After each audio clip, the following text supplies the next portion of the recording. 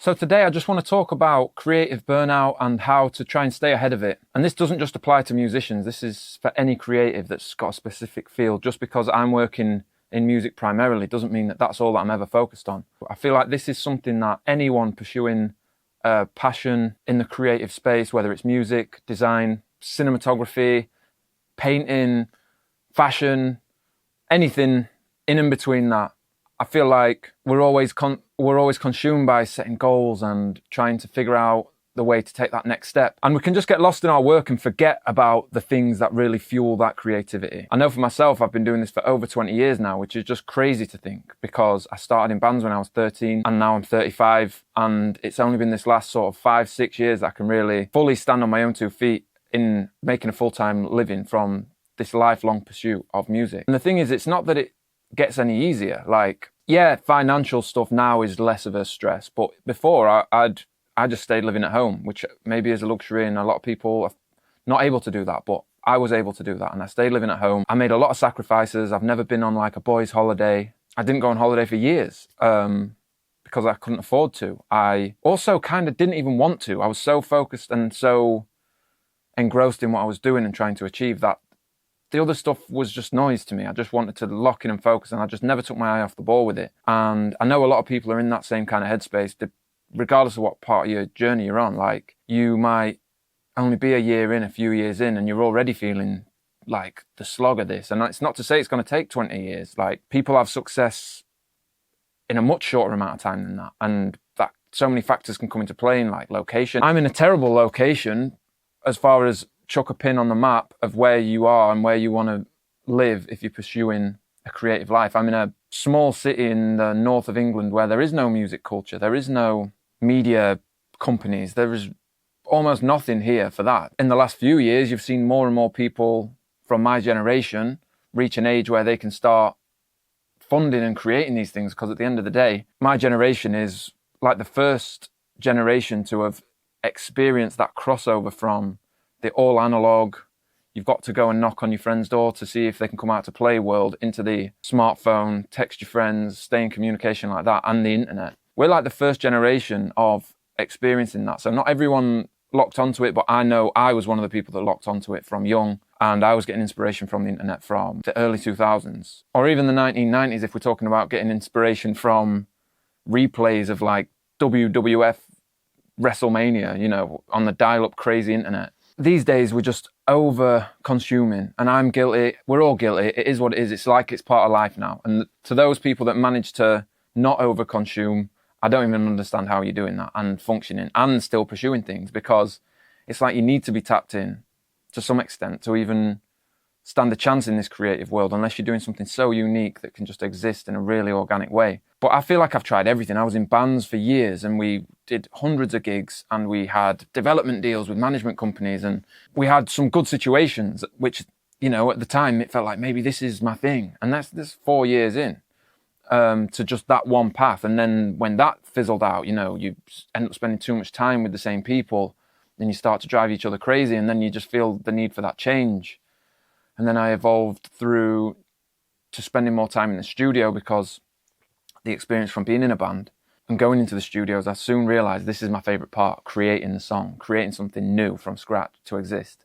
So then I became obsessed about the studio and started to learn software and switching software, going from starting at Pro Tools to realizing that Logic had all these instruments in it, to then getting frustrated with Logic and thinking I need to be able to work quicker, and then being shown Ableton and showing the workflow and all the evolution that happens in that space, and then evolving through that while starting to work with rappers. And I'd always liked rap music, but like I say, I grew up in a village in a small city, so my access to like rap culture, never mind in the UK at the time, there wasn't much of that anyway. There was the start of grime bubbling away. So being where I was, there was like nothing. So when I got the opportunity to start working with that, with like local rappers who were good and who'd been inspired by the start of grime, the timing then led me to get deeper and deeper into production and creating music just purely electronically, without trying to recreate a band situation or whatever. And then evolving through projects there. And it wasn't until I worked and kind of networked by accident, just by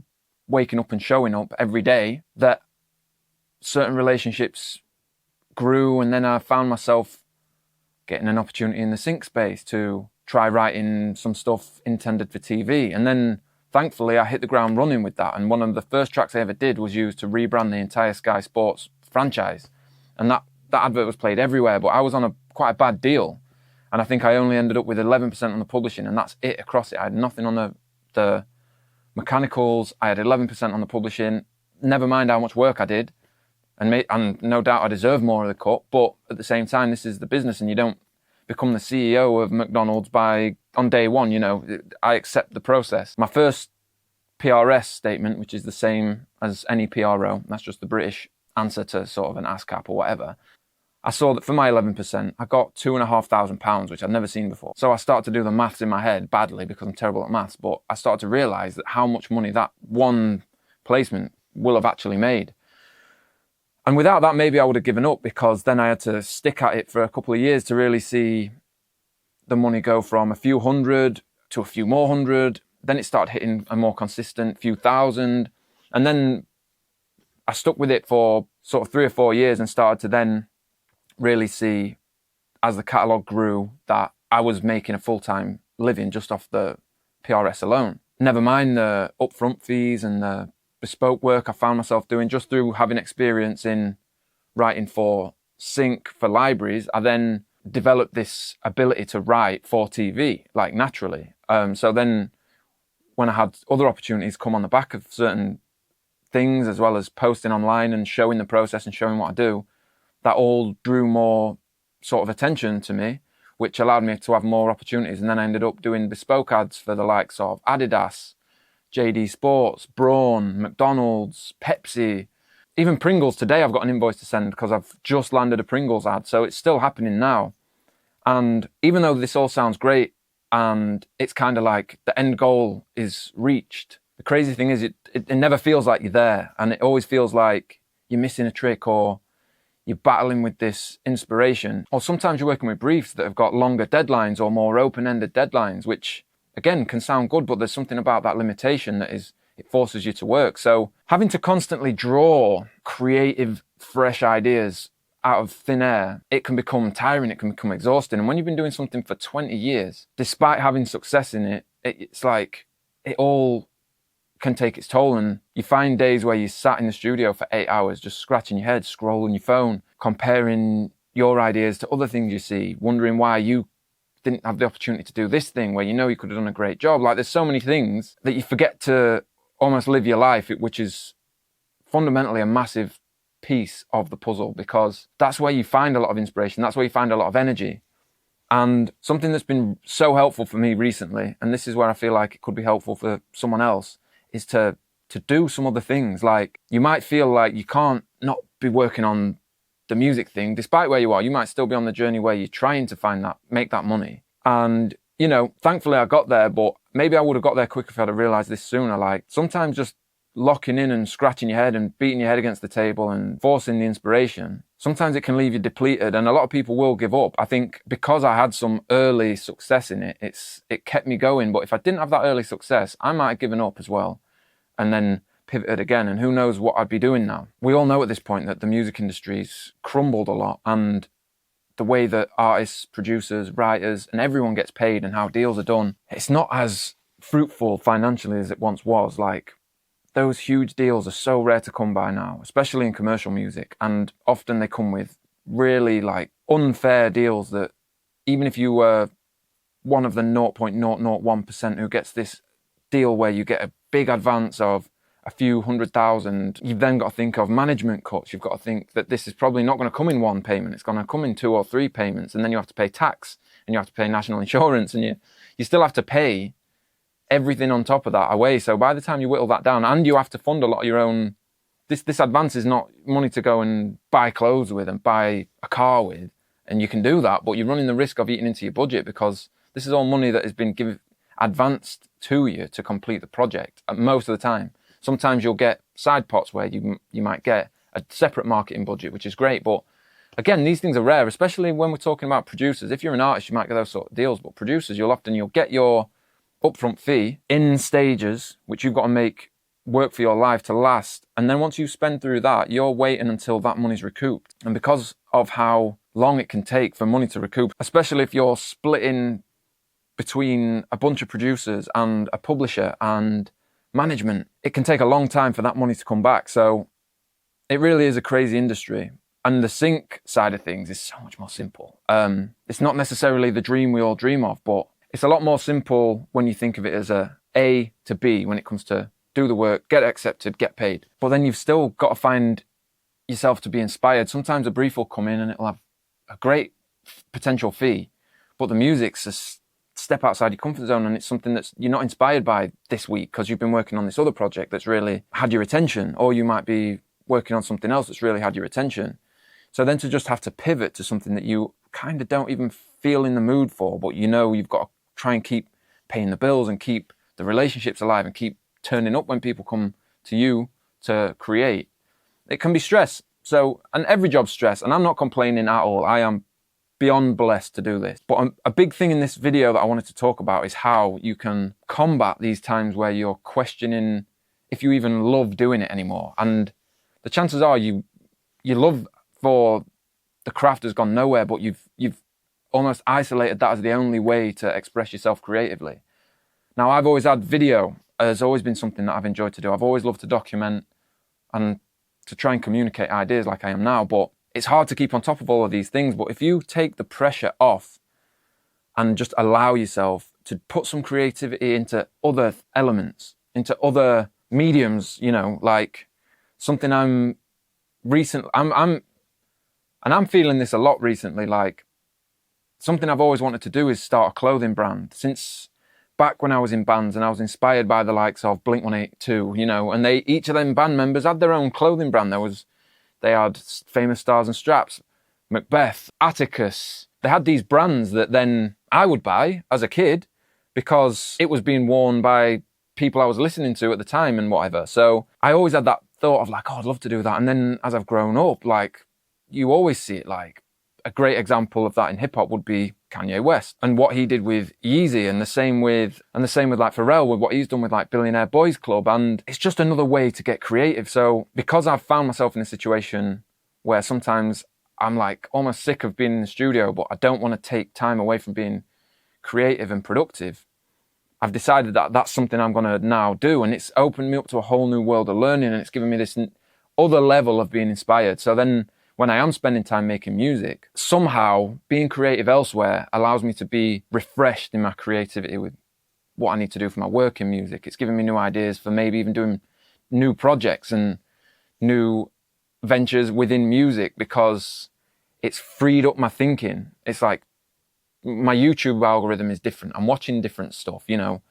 And that's just one thing that I've been doing. It's opened up a whole path of learning about things like Shopify, which gets me then thinking about how I can make use of creating things in the music space and for other producers and whatnot, and make use of these new tools I'm learning about. And even like building stuff at home, like even like putting together small bits of furniture and functional things for the house. Like it's all still creative. And that's something I've realized is like life is bigger than the one thing that you lock onto. And if you're a creative person, chances are you just enjoy creating. And I know if you want to do this thing for a living, there is an amount of time you really have to dedicate to it and not let too much other things get in the way. Because I probably wouldn't have got here if I'd have started doing a clothing brand and building things out of wood and all these kind of things that I'm kind of experimenting with now. If I'd have done them too soon, maybe I would have not done enough in the space I need to. But I think at the times where I was lost creatively, maybe having a different creative outlet would have been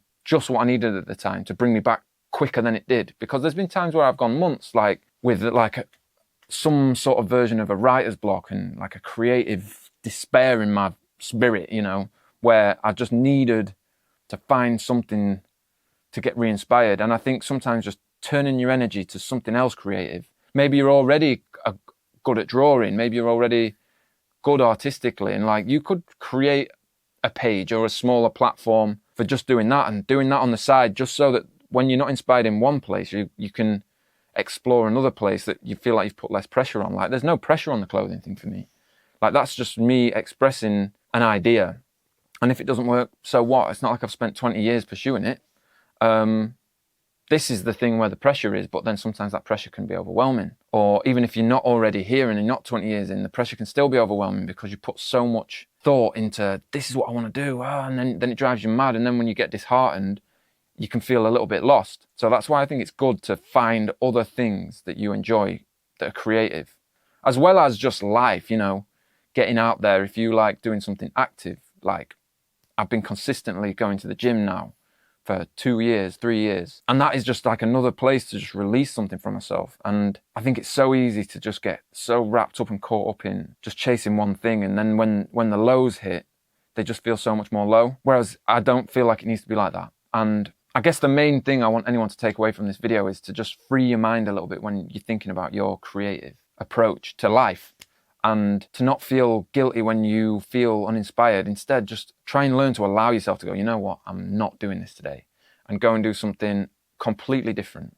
It doesn't even need to be creative. It can be, if you've got a family, spending time with your family. If you've got friends that you often neglect for pursuit of what you're doing, like I have a lot of times, and I've still got, thankfully, I've maintained friendships, but I'm the last on the list to call when they want to go and hang out or something, because they're used to me not being around. Don't get me wrong, they're always there if I shout them, and we'll always get together, but everyone's kind of out of the habit of me almost being part of that, because I've always detached myself, not in a necessarily even conscious way.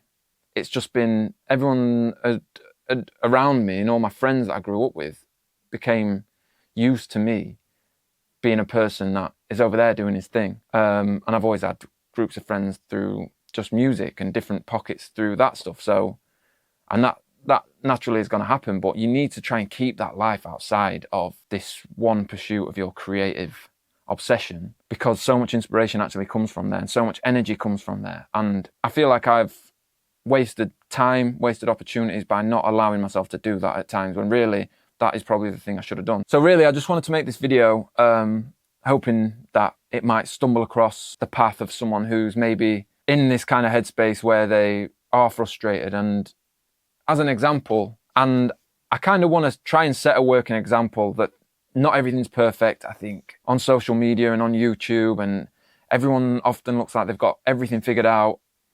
And a lot of people's advice, it's like, yeah, you end up watching it thinking, yeah, that's kind of all right for you. You've kind of made it work, but not everyone's talking about the real day-to-day human element that comes into play. Like, you're a human at the end of the day. And all we all know as individuals is kind of what we experience, what our eyes see, what our ears hear, and like what our environment teaches us. And you've just got to give that space to breathe as well. And you've got to find some level of acceptance in the negatives that come with anything positive, because the pursuit of only the good is actually a negative experience, because you're never going to get all good all the time.